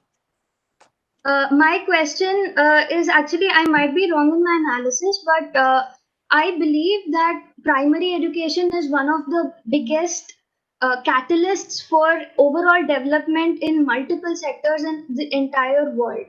So our children the primary education affects how a person grows up. And even after, so basically in the primary education, I also believe, as you also mentioned, that motivated teachers are more effective than knowledgeable teachers. When a person is both motivated and knowledgeable and passionate about teaching, these people can actually inspire the students, even if they don't impart a lot of technical facts to the children. They can instill a culture of learning, curiosity, and passion in their lives, which might give better results. So, I also have noted that the latest national education policy has proposed a 4-year BEd program for all the teachers to become a teacher.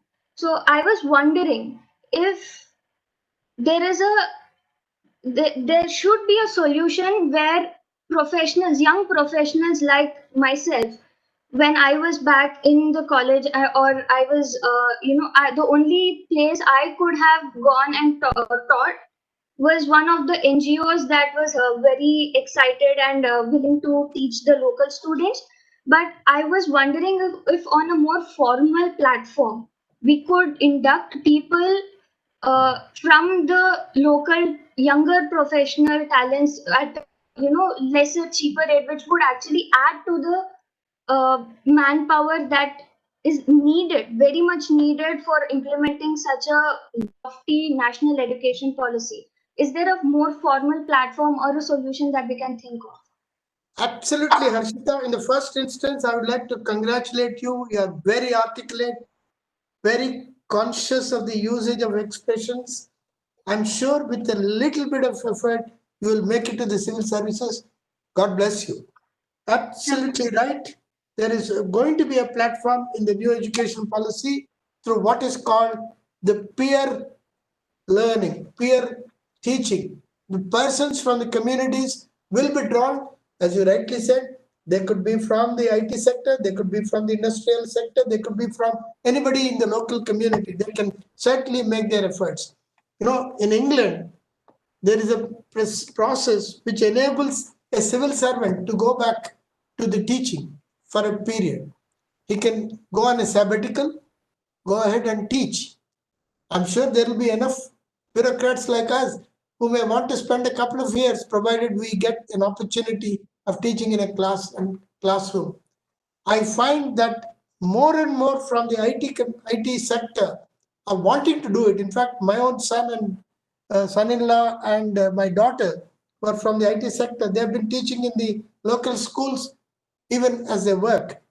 So I think I've made it a point of repeatedly mentioning that the per capita social consciousness of students today, or those who have been students in the recent past, is much more than the per capita social consciousness of my own generation. I never thought of doing social service when I joined service. I'm glad and I'm really very happy to note that a lot of these youngsters are doing. In the city of Hyderabad itself, there are thousands of these IT professionals who are doing such wonderful work. But you are right, there is need for a platform, and I'm sure through the education policy and the inspiration from the local teachers, such platforms will be created in facilitating this kind of an effort. Yes. And what's your father, Harshita? Hello? Hello? What is your father? You said he is a lecturer. Where is he working and what is he? No, my mother is a lecturer, sir. Yeah, she has trained you well. All compliments to her. Thank you so much, sir. She'll be very happy to hear that. Right. What's her name? Where is she working? My mother is K. Aparna Sitaram, and she's working as a lecturer in chemistry in Government Women's College, Guntur. Degree College. Yes, yeah. Sir. I went to that college and installed a Saraswati statue long back. Yeah. Yes. It's right. been a pleasure talking to you, sir. Yeah. Thank you. Next. Prabhu Satyaprasad Garu. Good evening, sir. Good evening. Sir, I am not a lecturer, but my father is lecturer. As an very interested on you. My father peru. Sir, my name is Prabhu Satyaprasad, sir. Very good. And my father's name is Sivaram Krishna, working in as Government Degree College in Vinikonda as a chemistry lecturer, sir. Very good. Vinikonda College is hosting this program. Yes, sir. Yeah. Sir, my question is, sir, as you worked as a commissioner in educational department, on today's present education, express your views, sir, that it is very helpful to the poor children or not. It is helpful. I have no hesitation in saying that. It is helpful. The only point I think my anxiety in asking this question is, అది పూర్తిగా serve చేస్తుందా లేదా? I think that depends again on the local lecturer, local teacher. Certainly today the students, the performance of students is far better. As I always say, when we became independent, the country's average lifespan of people in the country, what you call the life expectancy at birth, was 31 years in 1947. Today it is 69, 70. We have certainly made tremendous strides. Similarly, in terms of the numbers, I don't have the figures readily with me, but we have made tremendous strides in ensuring education reaches. But your anxiety, I understand, is that public institutions should catch up with good private institutions. That is well taken. I think the effort is to blur and bring in a greater integration of public and private education in terms of the new policy. Let's see how it works out. There may be a lot of loose ends to be tied up, but I'm sure that will be done over a period of time. Sir, does the government schemes also made a factor for affecting this, sir? They are making, otherwise how are the governments getting elected? The governments are making an impact in education. You know, you must have seen the effort of Delhi government, which came back to power only on the plank of good educational institutions and health institutions. Now, in AP, again, the government is making a serious effort at improving primary education, which is again good. So, governments are making an effort. There is no doubt about that. But maybe some governments are making greater efforts and others are not. Thank you, There sir. is definitely an effort in bringing to fore the concept of quality in education. Earlier, it was quantity. In my childhood, when I was a student or when I joined service, the effort is in establishing a school, in posting a teacher, in ensuring that the teacher goes to the school, etc. But today, the effort is, how is he teaching? Is he teaching well? Is the quality of teaching good? Are the students who taught by him delivering results? So I think it's a very, very gradual shift, but I understand that maybe as compared to our neighbor China, we need to catch up, but you can't resort to the methods that are used by Chinese. Chinese kill people for inefficiency or corruption. Can we do that? Do we do it in a democratic society? We cannot. That's it. Sir, can Hello, we? Hello, good evening, sir. Good evening. Kindly introduce yourself. Sir, this is Dr. R.S.N. Sarma, Associate Professor in Commerce, CHSD, St. Teresa's College for Women, Yellow, sir. Okay, good. Mr. Sharma garu, kindly articulate your views. Sir, I have a doubt, sir. 35 years back education and present education, sir. 35 years back, when I was a student, I used to see very few first classes in newspaper, sir. Then the results used to be published in newspaper, sir. Very, very few first classes and so many second and third division student names were there, sir. But now very, very few third classes are there, sir. Completely 90%, more than 90%, I think, I am sure, all are getting very good percentages in their respective subjects, sir. But my doubt is, what is the difference between that period and this period, sir? Is the knowledge level of the students were brought up to that level, or generosity of the teachers in awarding marks were upgraded? I don't know. That is a big problem, sir. I have, sir, regarding this, I understand what you are trying to say. I must say both have gone up. The knowledge of the student has gone up. The generosity of the lecturer has also gone up. But let me tell you, we are all products of the day. We are all products of the civilization, evolving standards, etc. But that does not mean that the general learning levels of students have not increased.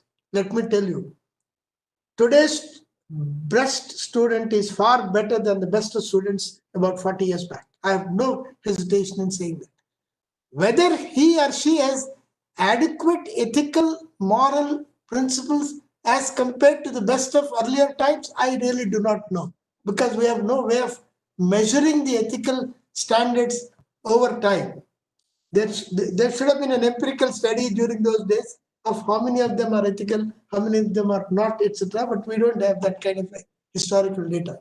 But knowledge-wise, the best of students today are doing far better. I don't think I can take a competitive exam today and pass the same. I don't think I can do that. But the point is, yes, when there is a proliferation of education, when education, today you have something like 26-27% of GR, gradual enrollment, then it's inevitable that you certainly have some normative levels which are perhaps not achieved. That doesn't matter. But in terms of numbers, in terms of access, in terms of reach, there are far more students who are in the graduate stream, undergraduate stream today than they were. We need to perhaps also, I think one of the things which probably the NAP should have done is to look closely at the engineering education. I would have expected the National Commission to look at the engineering education and how these numbers which are proliferating are properly moderated or regulated by giving them other options. I think these are the basic challenges, but given the time and the duration and the timelines, probably it was difficult. You can do it provided you have a standing commission which can constantly evaluate these emerging trends, make recommendations which are in tune with the emerging developments. And I think that perhaps is the need of the hour. I'm sure, in fact, I would also like to mention, one of the major concerns of mine is proliferation of the number of doctors. China produces today something like 1.6 lakh doctors, and we have just about 55,000. The entry into medical education is highly restricted. It's not desirable. The entry into medical education, which is highly restricted today, is not desirable. The establishment of a medical college, the infrastructure, etc., it needs an investment of the order of between 400 to 500 crores, which is totally unnecessary. According to me, with a lot of digital learning, where a lot of medical books have been digitized today, I don't think you need that kind of investment. But I think the bodies that have come up as a result of various statutes, particularly the professional bodies like the Medical Council of India, which incidentally became a very corrupt institution in the last 10-15 years. I think their monopoly will have to be disintegrated. Their monopoly will have to be broken. In China, you have today one medical college admitting 2,800 students into its own fold. In fact, there have been a lot of attempts at introduction of the 3.5-year medical programs. Well, they are called the rural medical practitioners. So that proliferation of medical, public health, and paramedical institutions in tune with the emerging technology requirements will have to take place. And unfortunately, I do not find any description of that in the report. And I would, if I were there, I would have certainly added my bit for making this professional education more broad-based, entry more broad-based, liberalize the medical education, ensure that these trained persons who in the medical field go to the rural areas and serve the people in those villages and far-flung areas. You just have about 700 to 800 medical colleges, which is, I think, not desirable. There have been some attempts. The postgraduate medical admissions have been very, very restrictive. There have been a lot of attempts in the recent past at increasing through routes like the DNB, Diploma of National Board Examination. All that will have to be actively tried. You have an excellent infrastructure built up at the district headquarters hospitals. according to me, every district headquarters hospital should have a DNB program, Diploma of National Board Examination, which is a postgraduate medical pro course. I'm sure if you initiate those measures, the national education policy will become a little more sharper. I think a strong orientation to the professional courses, a strong refinement of the professional courses in the new education policy is the need of the hour. Shall we take a couple of questions or shall we wind up? I have no problem. I'm ready. Yeah, so the duration, scheduled duration is already doubled. So Ms. Dr. Yugandhar Dasari Garu.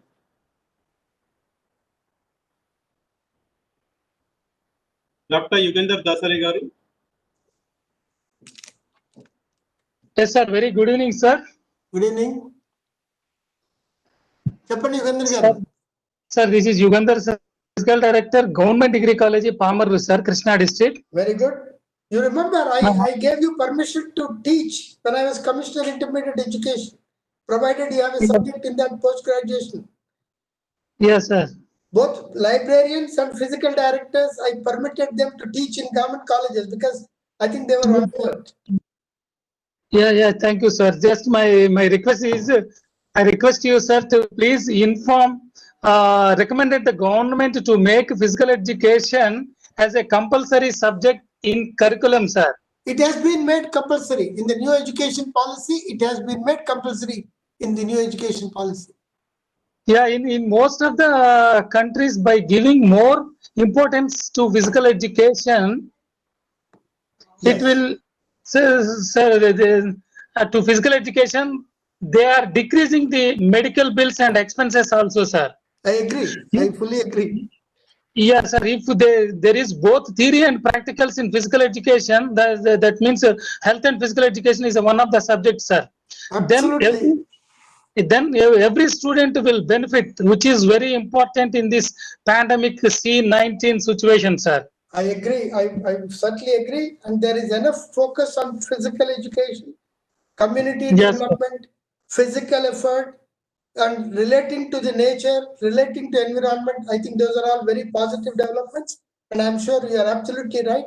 In fact, Government of India has started a program on physical education recently. So I think that will perhaps be strengthened and deepened over a period of time. You are absolutely right, sir.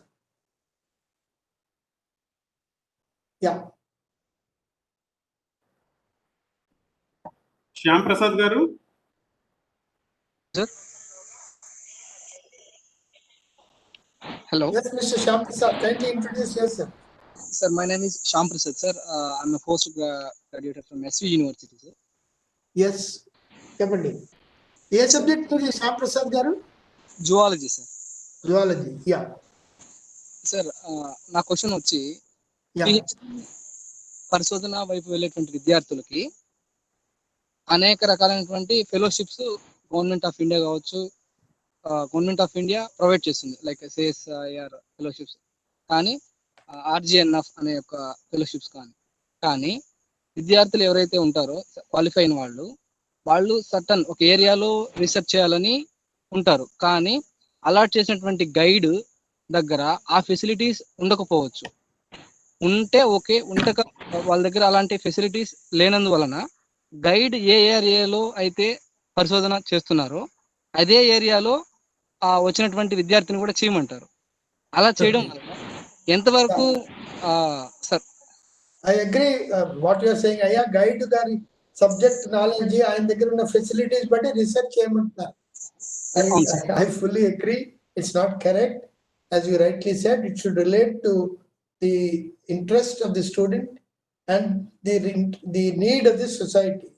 I agree, but I can't provide a ready answer, but except to that it's wrong. But probably it calls for intervention from your from the higher ups of the university. See that when nature itself is going to be a big lab, and you have a lot of facilities. I don't know what areas of research do you want. Is it relating to animals, men, or human beings, or what? Depending on that, you have enough infrastructure in the shape of hospitals. You have enough infrastructure in the shape of let's say, veterinary institutions. I think you should extend your scope of examination and research to those institutions.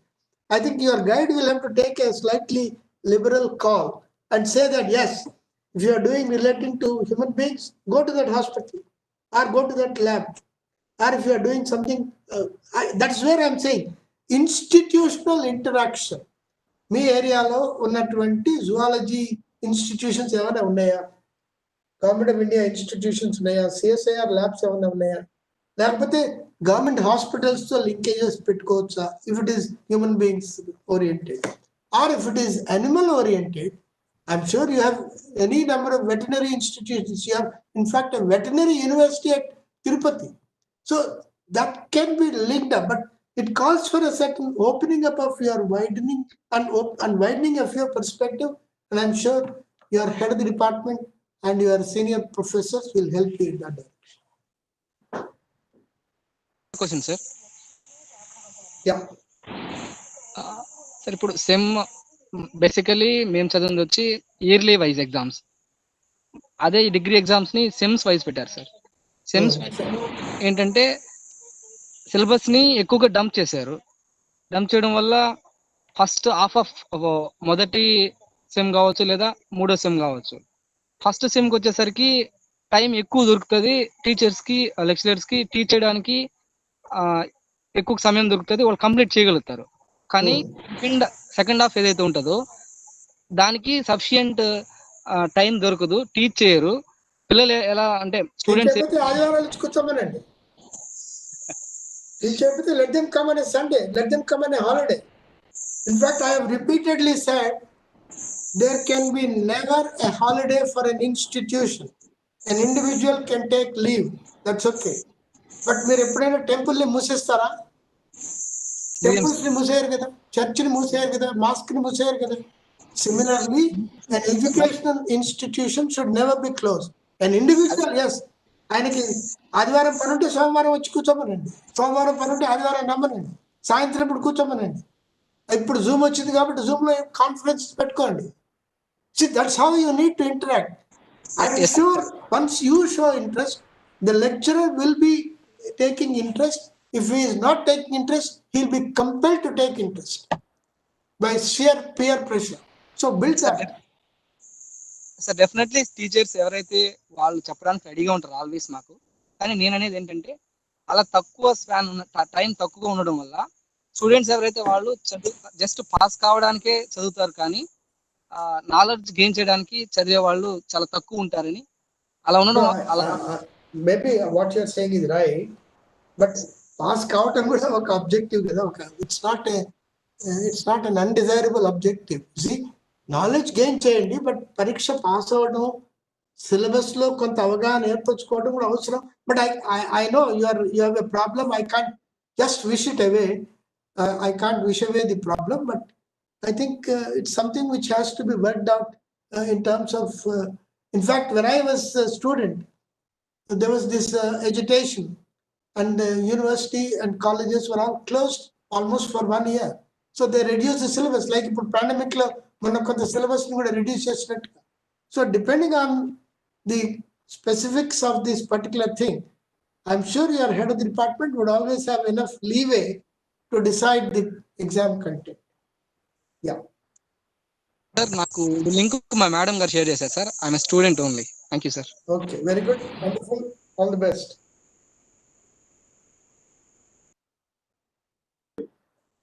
Sir Krishnacharan sir నమస్తే sir. నమస్కారం sir, నేను Vijayawada SRR college నుంచి మాట్లాడుతున్నాను sir. మాది guest faculty, నేను guest faculty sir, computer science department sir. ఇప్పుడు రానున్న education పాలసీలో ఈ గెస్ట్ ఫ్యాకల్టీ అనేది నిర్వీర్యం అయిపోతుందా?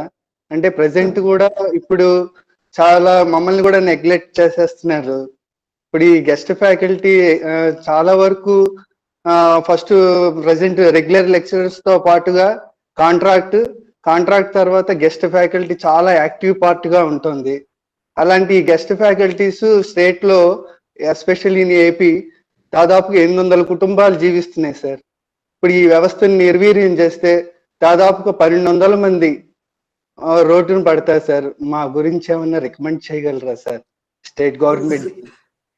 సార్ ఇప్పుడు నేను చేయగలిగింది ఏమీ లేదు రికమెండేషన్ వైజ్, బట్ అంటే the education policy also talks of quality of teaching and lecturers before induction. ఎవరికైతే కాస్త సత్తా ఉందో, డొక్కశుద్ధి ఉందో వాళ్ళు మాత్రమే ఈ ఇన్స్టిట్యూషన్స్ లోకి రావాలి అనే ఒక నిర్ద్వందమైనటువంటి రికమెండేషన్ ఇచ్చారు. And there is going to be a national testing agency for entry of these people. So I'm sure those who have the requisite qualifications and ability will enter into. If you have the ability, in fact, when I was a commissioner, I made sure that there is also a performance-linked renewal of junior lecturers. వాళ్ళకి ఆ సబ్జెక్ట్లో వాళ్ళు teach చేసిన సబ్జెక్ట్లో district average కంటే ఎక్కువ వస్తే ఆ సబ్జెక్ట్లో వాళ్ళ రెన్యువల్ జరుగుతుంది. You can't say I will produce 0 results but my renewal should take place అనేది అది కుదరదు. కాబట్టి బట్ వాళ్ళు they have a point. Sir మీరు మమ్మల్ని అడుగుతున్నారు కానీ రెగ్యులర్ లెక్చరర్ టీచ్ చేసినప్పుడు మీరు ఏం చేస్తున్నారు రిజల్ట్స్ లేనప్పుడు అన్నప్పుడు నా దగ్గర సమాధానం లేదు, except at the time of transfers. కాబట్టి these issues relating to quality will certainly haunt us for some time and we'll have to take them. But ఎవరికైతే కాస్త అనుభవం, అభినివేశం, కాస్త చెప్పగలిగిన సామర్థ్యం ఉన్నాయో I'm sure they will shine in any system. Guest, contract, regular అనే ఆ డిస్టింక్షన్స్ అప్పుడు పోతాయి. You will be sought after, certainly you will be sort of.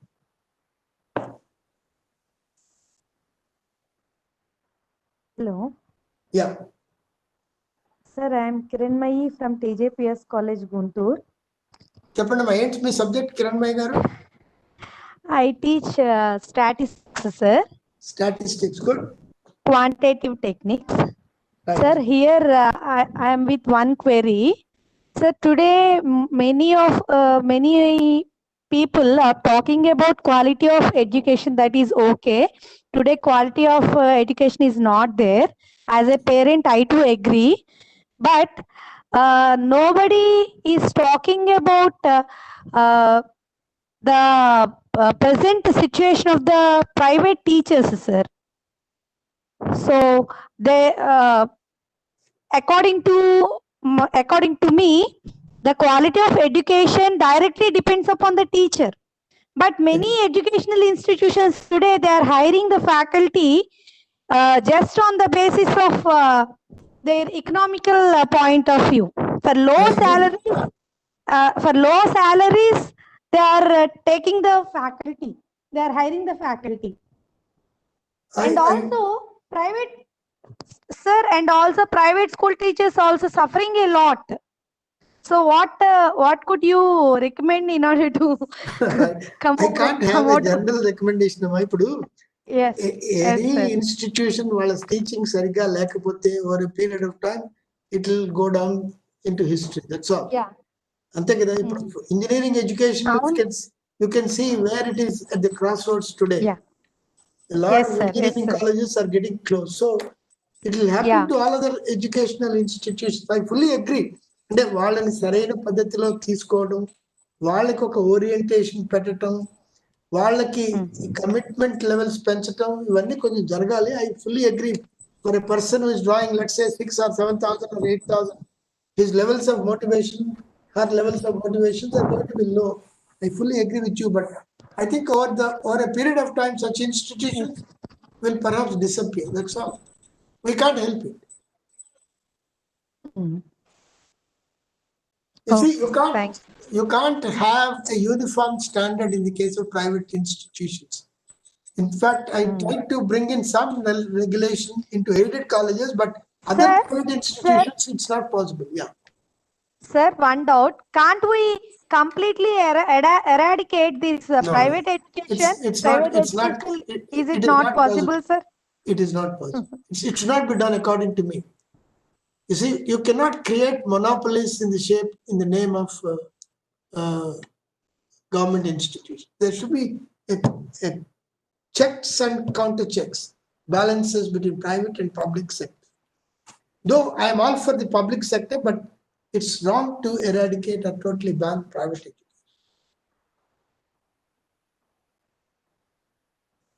Shall we close it? I'm Participants, anybody? Participants? I think there are no more questions. There are no more questions. Yeah. Thank you for sharing your experiences and insights of National Education Policy 2020 you have presented. Really, the session was very informative and highly interactive. Moving on, I invite Mr. M.D. Satyanarayana, lecturer in Hindi, to present vote of thanks for this session. Thank you very much, sir. First and foremost, I would like to thank the speaker of today's topic, Navasakam Reforms in Higher Education, Dr. D Chakrapani, on behalf of the present participants and Srimati Gangineni Kalyani Government Degree College, Vinikonda, Guntur District, for delivering an informative speech. You elaborated not only higher education and also enlightened us all aspects of new education policy 2020. My deep felt thanks to all the participants for being attentive throughout the session. I express my gratitude to Sri M.M. Naik, Honorable Commissioner, CCE AP, for their motivation and encouragement to organize this session.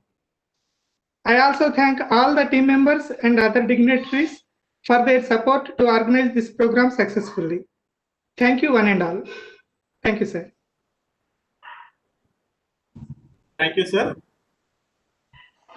Now I invite Thank you, the sir. Thank you very participants much. and the staff members to put your hands together for our speaker for giving us a great insight on National Education Policy.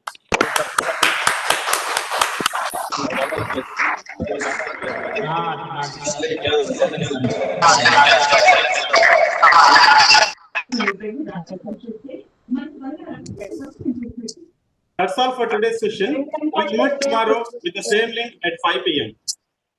Sri V.V. Lakshminarayana Garu, IPS, will talk on Karya Dakshata, Karma Yoga to achieve professionalism. Thank you one and all. Thank you very much.